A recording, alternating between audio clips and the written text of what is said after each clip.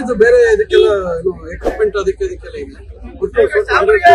ಬೆಂಗಳೂರು ಯೂನಿವರ್ಸಿಟಿಲಿ ಬಹಳ ಅಭಿವೃದ್ಧಿ ಆಗ್ಬೇಕು ಅನ್ನೋ ದೃಷ್ಟಿಯಿಂದ ಇವತ್ತು ನಮ್ಮ ಎಜುಕೇಶನ್ ಮಿನಿಸ್ಟರ್ ಕೇಂದ್ರ ಸರ್ಕಾರ ಮತ್ತು ರಾಜ್ಯ ಸರ್ಕಾರ ಇಬ್ಬರು ಸೇರಿ ಒಂದು ಗ್ರಾಂಟ್ ಅಲ್ಲಿ ಒಂದು ಹೊಸ ಕಟ್ಟಡವನ್ನ ಕಟ್ಟಲಿಕ್ಕೆ ಇವತ್ತು ನಮಗೆ ಇದರಲ್ಲಿ ಆಂಪಿ ಥಿಯೇಟರ್ ಡಿಸೈನ್ ಸ್ವಲ್ಪ ಚೇಂಜ್ ಮಾಡಿ ಅಂತ ಹೇಳಿದ್ದಾರೆ. ಸ್ವಲ್ಪ ಹೊಸ ಮಾಡರ್ನ್ ಏನು ನಮ್ಮಲ್ಲಿ ಮೈಸೂರು ಅಂತ ನಾವು ಪರಂಪರೆ ಬಿಲ್ಡಿಂಗ್ಸ್ಗಳು ನೋಡಿದೀವಿ, ಅದನ್ನು ಕೂಡ ಗಮನದಲ್ಲಿಟ್ಕೊಂಡು ನೀವು ತಯಾರು ಮಾಡಬೇಕು ಅಂತ ಹೇಳಿದ್ದೇನೆ. ಈಗಾಗಲೇ ನಾನು ಬಂದು ಹಿಂದೆ ಕೆಂಪೇಗೌಡ ಕೇಂದ್ರದ ನಾನು ಪಾಲ್ಗೊಂಡಿದ್ದೆ, ಅದನ್ನು ವಿಸಿಟ್ ಮಾಡಿದ್ದೀನಿ. ನಾನು ಕೂಡ ಈಗಾಗಲೇ ಯೂನಿವರ್ಸಿಟಿಗೆ ನಾವು ಕಾರ್ಪೊರೇಷನ್ ಇಂದ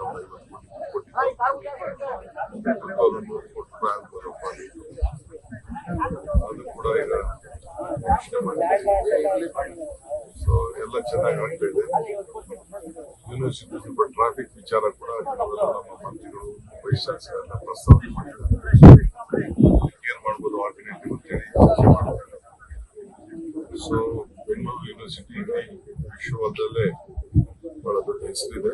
ಆ ಪರಂಪರೆನ ಉಳಿಸ್ಕೊಳ್ಳೋದಕ್ಕೆ ವಿದ್ಯಾರ್ಥಿಗಳು ಕೂಡ ಇಲ್ಲಿ ಯಾರು ಓದಿದ್ದಾರೆ ಅವರೆಲ್ಲ ಬಹಳ ಉತ್ತಮ ಸ್ಥಾನಗಳೆಲ್ಲ ತಲುಪಿದ್ದಾರೆ.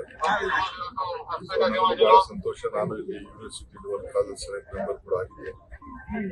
ಬಹಳ ಸಂತೋಷದಿಂದ ಬಂದು ಸರ್, ಕೆಂಪೇಗೌಡ ಅಧ್ಯಯನ ಕೇಂದ್ರ ಪೀಠ ಸುಮಾರು ವರ್ಷಗಳಿಂದ ಕಾಮಗಾರಿ ನಡೀತಾ ಇದೆ, ಅದು ವಿಳಂಬ ಆಗ್ತದೆ. ವಿಳಂಬ ಆಗ್ತಾ ಇದೆ, ಅದನ್ನ ನೋಡಿದ್ವಿ. ಅದಕ್ಕೆ ನಾನು ವಿಳಂಬ ಆಗ್ತಾ ಇರೋದಕ್ಕೆ ಇಲ್ಲಿ ಬಂದು ನಾನು ನೋಡಿದ್ದು. ಈಗ ಜಾಗೃತರಾಗಿ ಅದನ್ನ ಮಾಡ್ತಾರೆ. ಸರ್, ಈಗ 9 ವಿಶ್ವವಿದ್ಯಾಲಯಗಳನ್ನ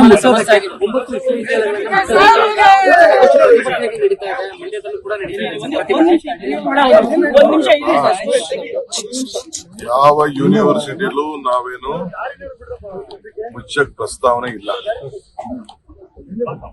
ಅಲ್ಲಿ ಬಿಜೆಪಿ ಗೌರ್ಮೆಂಟ್ ಇದ್ದಾಗ ಬರೀ 2 ಕೋಟಿ ರೂಪಾಯಿ ದುಡ್ಡು ಇಟ್ಬಿಟ್ಟು ಯೂನಿವರ್ಸಿಟಿ ಮಾಡ್ಲಿಕ್ಕೆ ಆಗುದಿಲ್ಲ.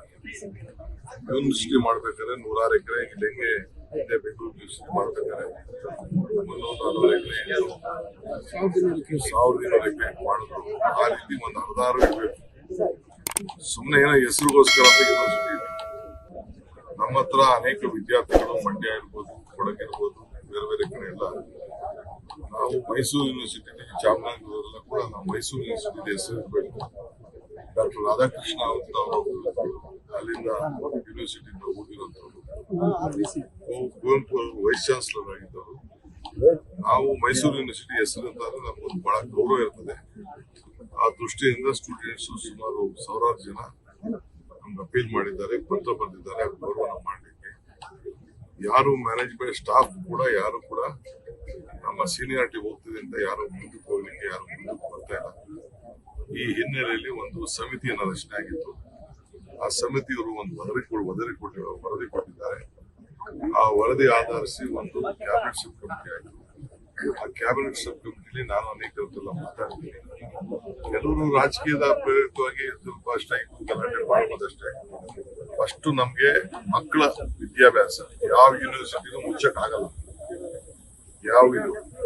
ಯಾವ ಅಫಿಲಿಯೇಷನ್ ಇಟ್ಕೊಳ್ಬೇಕು, ಯಾರ ಹೆಸರು ಇಟ್ಕೊಳ್ಬೇಕು ಅಂತ ಹೇಳಿ ನಾನು ಒಂದೊಂದು 10 ಕಾಲೇಜು, 20 ಕಾಲೇಜು, 30 ಕಾಲೇಜ್ಗೆಲ್ಲ ಒಂದು ಯೂನಿವರ್ಸಿಟಿ ಮಾಡಕ್ಕಾಗಲ್ಲ. ಬರೀ ಒಂದು ವೈಸ್ ಚಾನ್ಸಲರ್ ಕುರ್ಚಿಗೆ, ಒಂದು ರಿಜಿಸ್ಟ್ರಾರ್ ಕುರ್ಚಿಗೋಸ್ಕರ ಯೂನಿವರ್ಸಿಟಿ ಮಾಡಕ್ಕಾಗಲ್ಲ.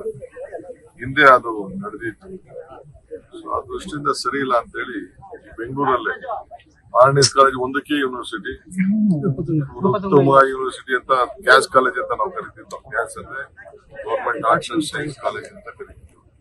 ಅದಕ್ಕೆ ಒಂದು ಯೂನಿವರ್ಸಿಟಿ ಹಂಗೆಲ್ಲ ಮಾಡಕ್ಕಾಗಲ್ಲ. ಅದೆಲ್ಲ ಬೆಂಗಳೂರು ಯೂನಿವರ್ಸಿಟಿಯ ದೊಡ್ಡ ಒಂದು ಭಾಗ. ಇದು ನಮ್ಮ ಕನಕಪುರದವರು ಕೂಡ ಇಲ್ಲಿ ಬಂದು ನಾವೊಂದು ಯೂನಿವರ್ಸಿಟಿ ಮಾಡ್ತೀವಿ ಅಂತ ಹೇಳಕ್ಕಾಗ್ತಲ್ಲ. ಅಲ್ಲ, ಬೆಂಗಳೂರು ಯೂನಿವರ್ಸಿಟಿ ಬೆಂಗಳೂರು ಜಿಲ್ಲೆಯವರು. ಸೊ ಬೆಂಗಳೂರಿನ ಸ್ವಾಭಿಮಾನನ ಯಾರು ಕಳ್ಕೊಳಕ್ ಹೋಗುದಿಲ್ಲ. ಹಂಗೆ ಮೈಸೂರು ಸ್ವಾಭಿಮಾನ ಕೂಡ ಯಾರು ಕಳ್ಕೊಳಕ್ ಹೋಗುದಿಲ್ಲ.